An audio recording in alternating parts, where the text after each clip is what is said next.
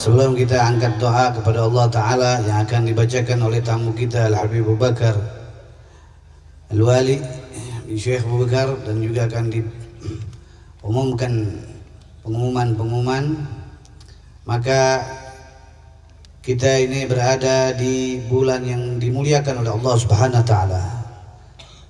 Maka di bulan ini adalah bulan yang telah dicontohkan oleh Allah atasnya kesabaran, atasnya Nabi besar Muhammad sallallahu alaihi wasallam, ajaran daripada Nabi Allah Ibrahim dan Nabi Allah Ismail alaihi salam. Allah Subhanahu wa taala berfirman dalam Al-Qur'an, A'udzubillahi minasyaitonir rajim.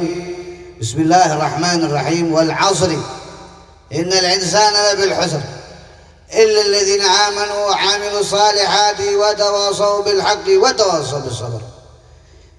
Zaman ini zaman fitnah, hadirin. Makanya Allah bilang apa? Zaman ini zaman fitnah. Wal 'ashri, demi zaman. Manusia itu dalam keadaan yang rugi. Kalau dia di dunia ini Allah udah bilang rugi, mau kemana lagi? Manusia kalau udah dibilang di dunia ini sengsara, kata Allah, mau kemana lagi? Gak ada tempat perlindungan. Tapi Allah bilang apa? Illal ladzina amanu. Ada sebagian kelompok yang enggak rugi kalau dia pegang ini. Apa? Illal ladzina amanu, kalau dia beriman kepada Allah. La ilah. Dia beriman kepada Allah. Dia pegang ajaran Nabi Muhammad bahwa tidak ada Tuhan yang disembah kecuali Allah. Dia tidak pengaruh dengan harta, dia tidak terpengaruh dengan tahta, dia tidak terpengaruh dengan wanita.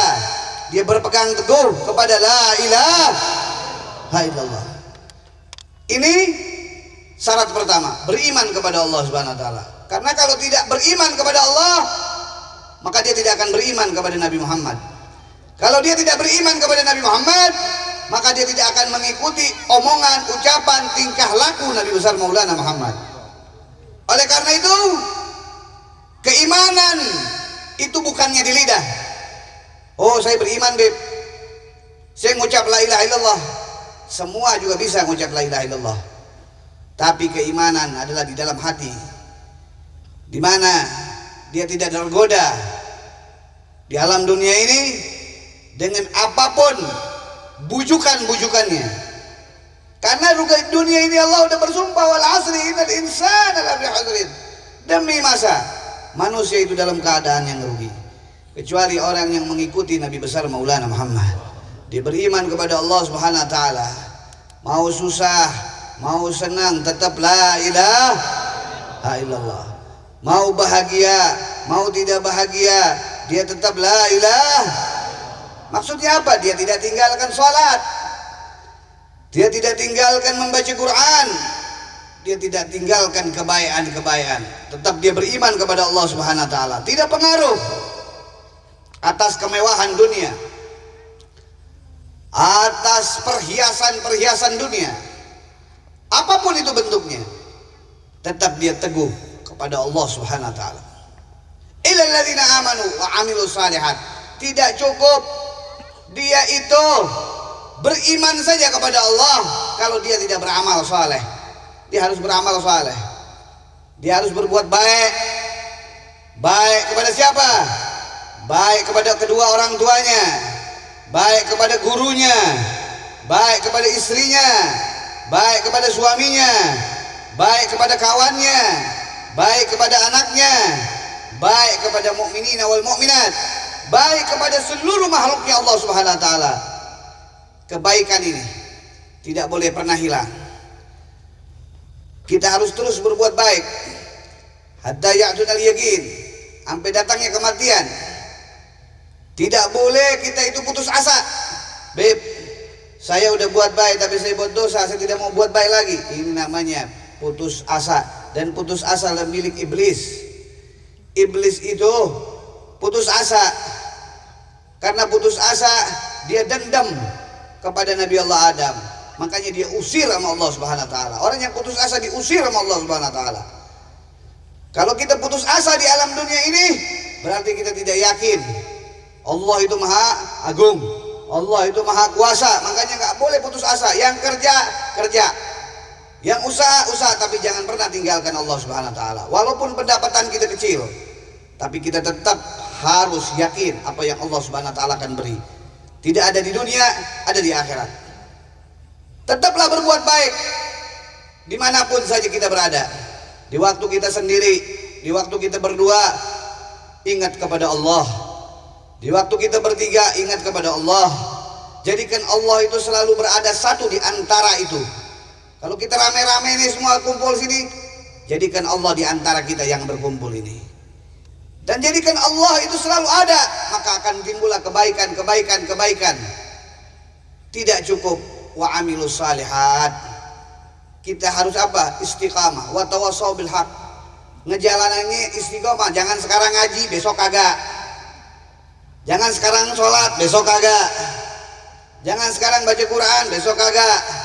Jangan sekarang kita semangat, besok kagak. Jangan kita sekarang wah istabiqul khair, berlomba-lomba di dalam kebaikan, demo dia bisa datang, tapi bagian sholat subuh cuma satu soft.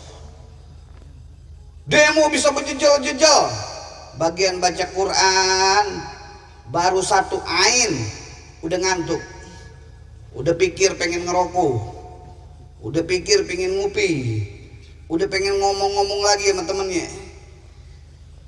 Itu semua nafsu. Jangan sampai gara-gara dunia kita tinggalkan kebaikan. Kita tinggalkan baca ratib.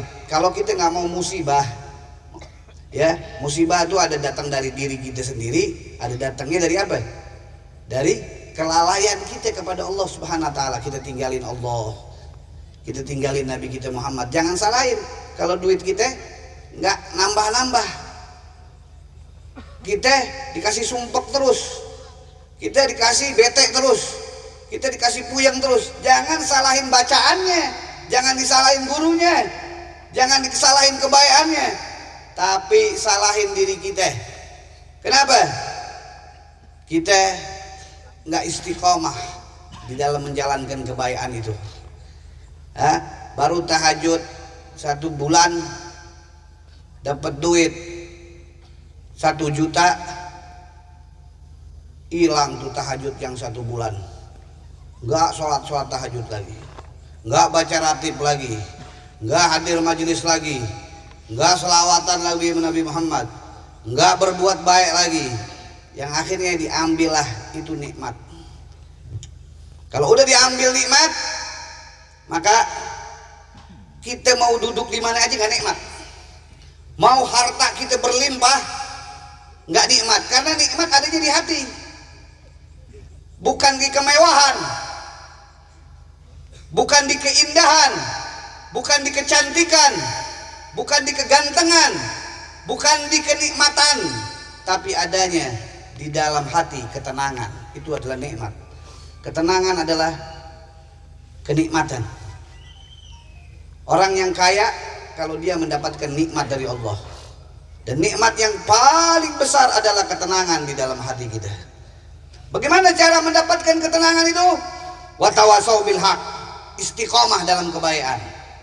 Jangan pimplan, jangan pernah kasarnya kita ragu-ragu kepada Nabi Muhammad, kita ragu-ragu kepada Quran Allah Subhanahu wa taala, kita ragu-ragu kepada alim ulama yang menyampaikan kalimatul haq, kita ragu-ragu kepada guru-guru kita, tapi kita pegang itu dengan baik, dengan benar.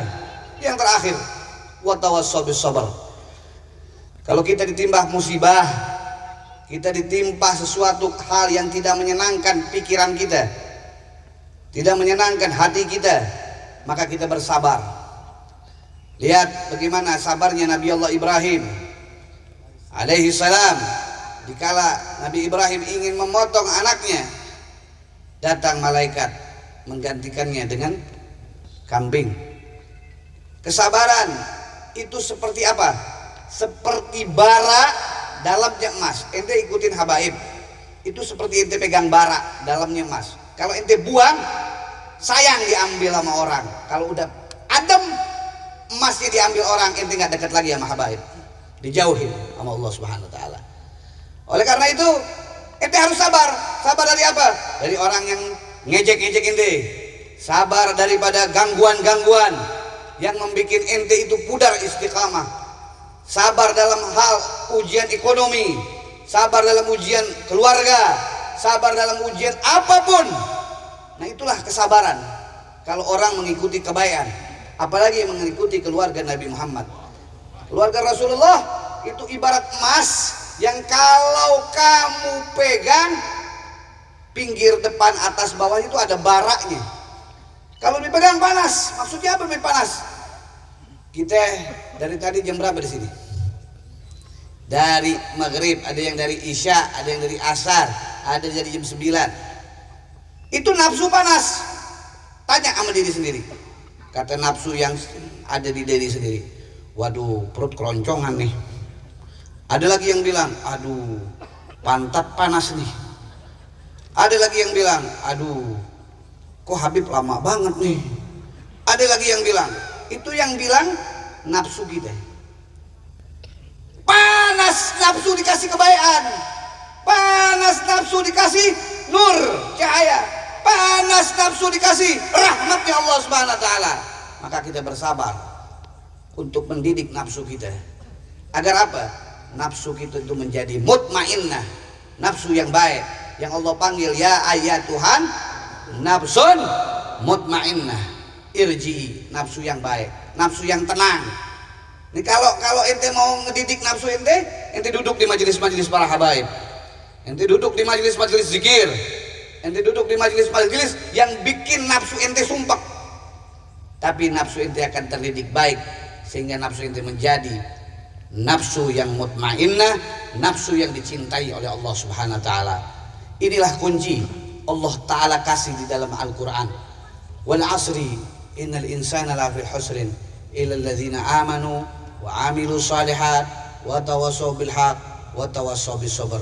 Kalau kita pegang ini 5 di zaman yang penuh fitnah ini, keimanan kepada Allah, memperbuat kebaikan mengikuti Nabi Muhammad, mengikuti orang-orang saleh, terus istiqamah di jalan aulia-aulia Allah, di jalan ulama, di jalan habaib, dan bersabar di kala ujian, maka kalian adalah orang-orang yang beruntung, bukan orang-orang yang rugi yang Allah Ta'ala ancam atasnya.